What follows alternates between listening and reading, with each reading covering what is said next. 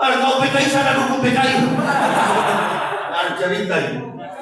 Ibu bapak tahu nggak? Orang Kristen, Hindu, Buddha pun sekarang dukung Prabowo kemarin. GBK penuh, lapangan penuh, mendukung semua agama. Berarti kita ini bukan persoalan agama, persoalannya komunis telah merajalela, merasuk di dalam benteng Pancasila. Baru dia balik itu. Kita yang usah-usah begini anti Pancasila, radikal, anti Bhinneka Tunggal Ika. Jangan dibolak-balik PKI. Kita ini anak tentara dididik untuk mencintai NKRI. Allahu Akbar. Berjuang di jalan Allah. Bukan tidak tahu undang-undang, tahu kita undang-undang. Apalagi kita umat Islam ini, mencintai negara adalah kewajiban yang ditetapkan di dalam Al-Quran. Jaga NKRI, itu bagian daripada iman.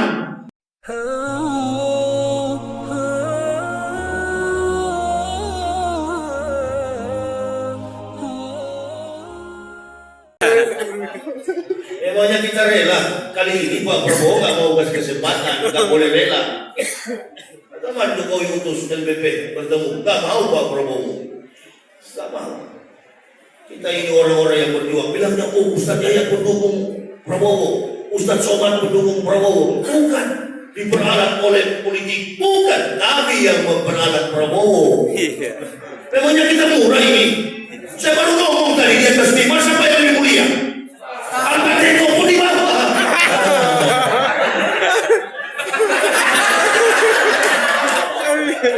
Gak tahu siapa yang kasih pakai balik perwang ini dia. Presiden itu kagak boni-boninya ya begini-gini lah minimalnya.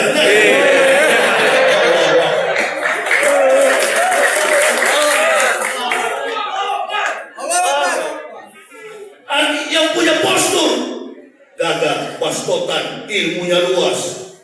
Jadi kalau bicara nggak putus-putus, ini pakai kelatu pun salah lagi.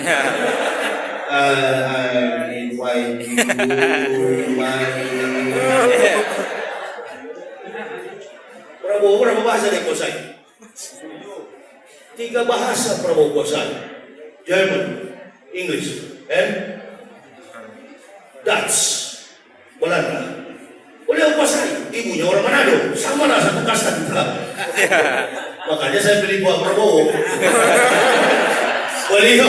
Beliau pensiunan tentara, bapak saya pensiun tentara. Wajiblah anak tentara dukung tentara. Kau PKI sana dukung PKI. Ada cerita ini. Ibu bapak tahu nggak? Orang Kristen, Hindu, Buddha pun sekarang dukung Prabowo kemarin.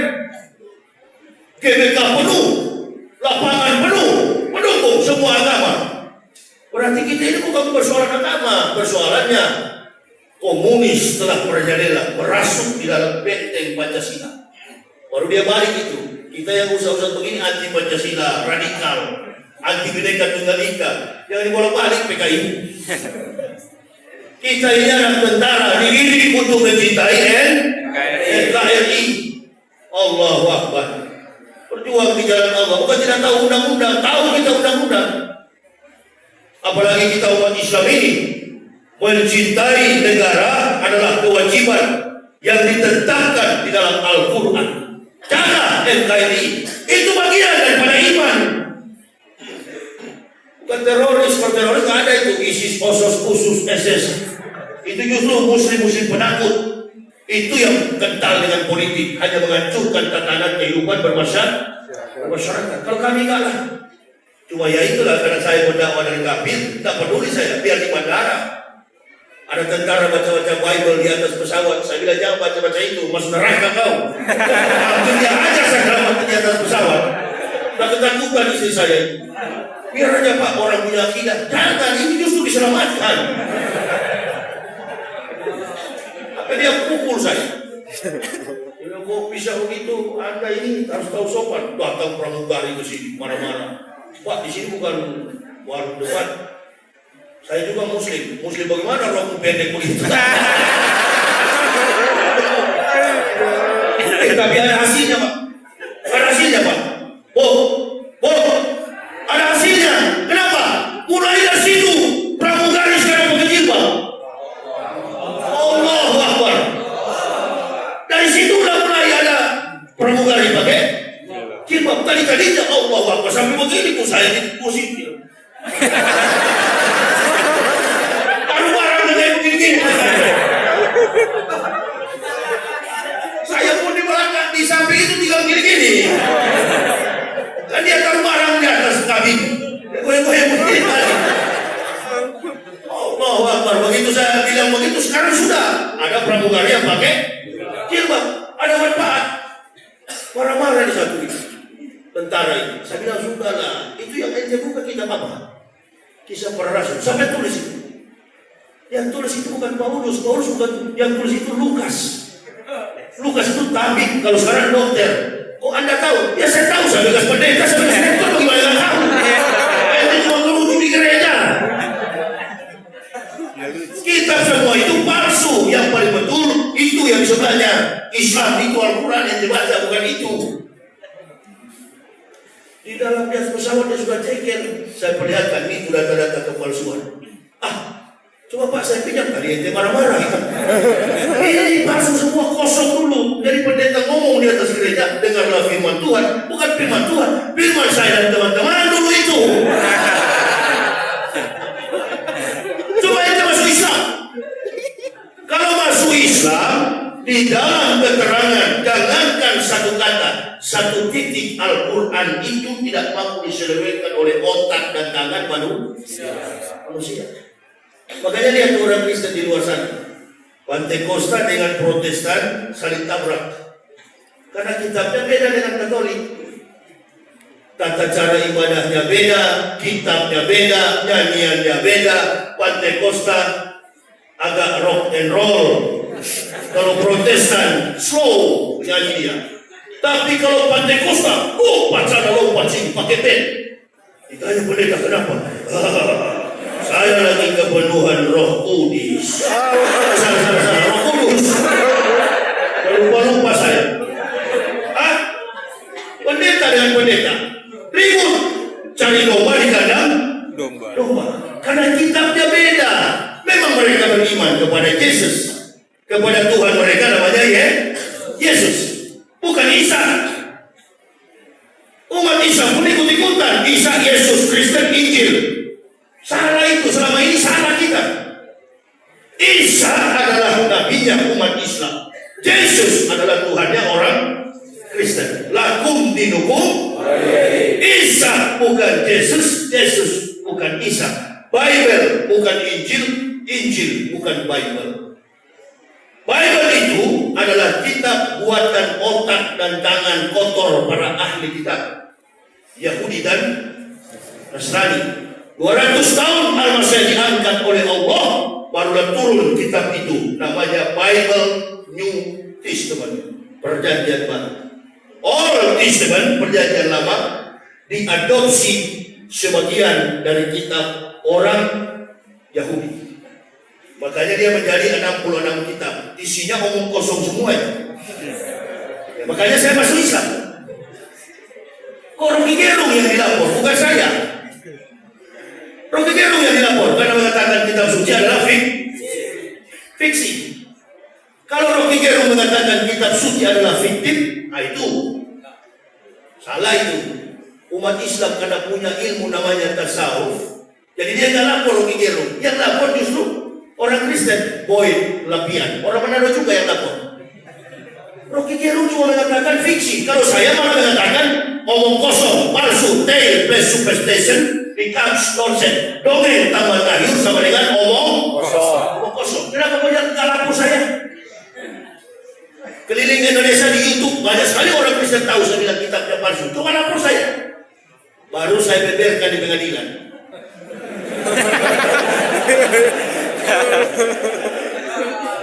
Ibu bapak dengan saya lebih tahu tentang di bulan Ramadan. Karena di dalam beberapa kamus 3 agama besar, Yudaisme, Kristen, dan Islam, semua lembar kitab itu diturunkan pada bulan Ramadan. Dibahasakan dari bahasa Arab kuno, artinya Romat itu artinya panas. Semua nabi menerima wahyu firman dari Allah terjadi pada bulan Ramadan. Makanya dalam Islam kita disuruh puasa. Kenapa?